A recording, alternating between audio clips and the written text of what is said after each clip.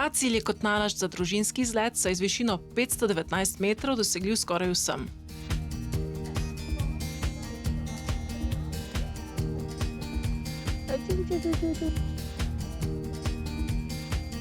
Razširjena slovenska planinska pot, 10. del, tokrat smo na Gradišču nad Šentvidom in Stično na 519 metrih in to je Lavričeva koča in edina vinska klet v planinski koči v Sloveniji. Pot začenjamo v Šentvidu pri Stični. Ob vikendih in med počitnicami najbrž lahko pustite avtomobile pred osnovno šolo, čez teden pa raje poiščite drugo parkirišče.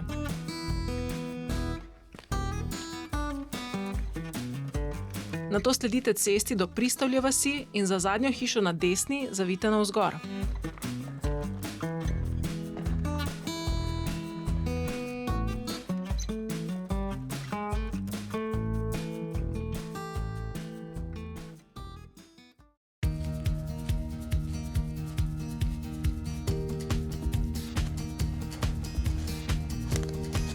Tukaj je bilo Gradišče že v prazgodovini, osrednjo točko danes pa predstavlja Lavričeva koča.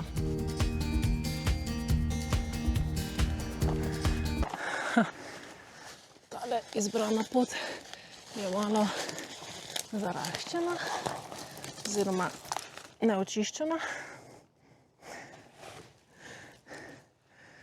Tako da gremo probati po drugi poti. Naj bi tudi pripeljala do vrha. Torej, poskus številka 2, gremo to.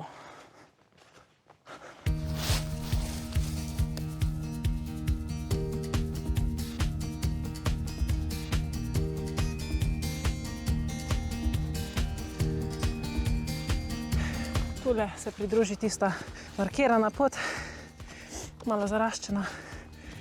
Zdaj smo šli pa malo naokrog.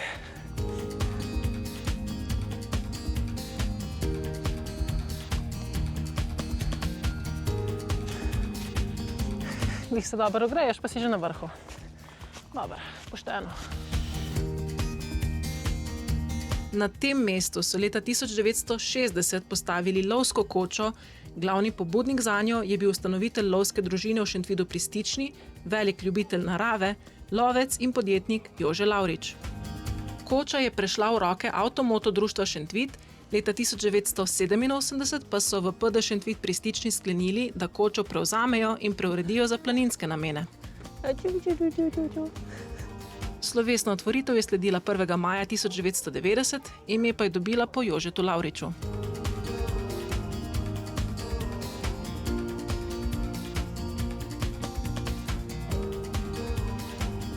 Od samega začetka je imel prste zraven sedanji oskrbnik Max Jerin ter njegova družina, ki so svojimi vizijami ta hrib razvili v priljubljeno pohodniško točko, Lavričeva koča pa je postala najplaninska koča 2025. Max vam bo z veseljem in navdušenjem razložil celotno zgodovino in številne načrte. Tako vam lahko pove o načrtih za jamsko ploščad, ki jo je sezidal iz 70 ton kapnikov iz črnega kala. Zakaj? Ker je ta hrib še zadnji del Krasa in se pod površjem skrivajo jame, dvorane in celo jezero. Podzemni svet je težko dosegljiv še za jamarje, zato bo čarobnost globin virtualno prenesel na površje. Povsem na vrhu hriba za kočo pa stoji cerkev svetega Miklavža. Izgleda, da je Gradišče polno dobrih mož. Prvič je bila omenjena že leta 1250. Za ključ cerkve lahko poprašate v koči.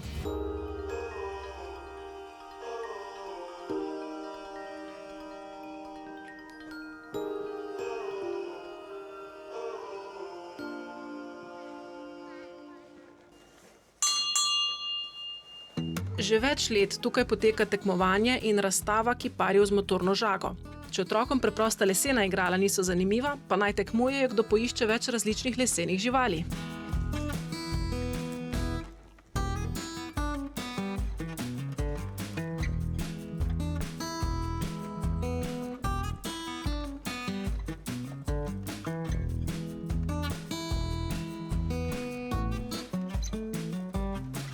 Za malo večje otroke pa je tukaj še sekiromet.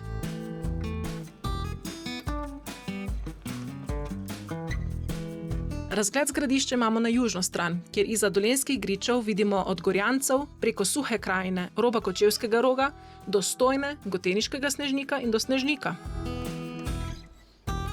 Zabave pa še kar ne zmanjka. Še en razlog, zakaj je to odličen izlet za celo družino, tudi za otroke in malo večje otroke.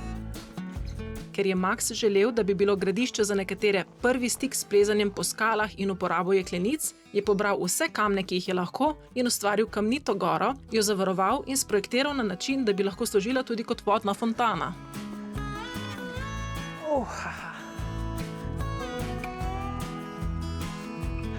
Lahko rečem, da je vrh gradišča osvojen.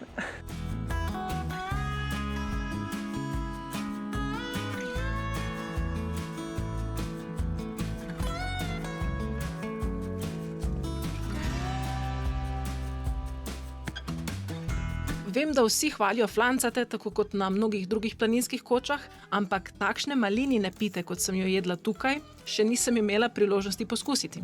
Priporočam družinski pohod po kosilu že samo zaradi te sladice. Za popoln zaključek obiska pa le povprašajte o edini vinski kleti v planinskih kočah na Slovenskem. Tudi to so ustvarili z upoštevanjem naravnih danosti, v njej ne manjka niti mali potok. Že čakam prvo degustacijo lokalnih pridelovalcev.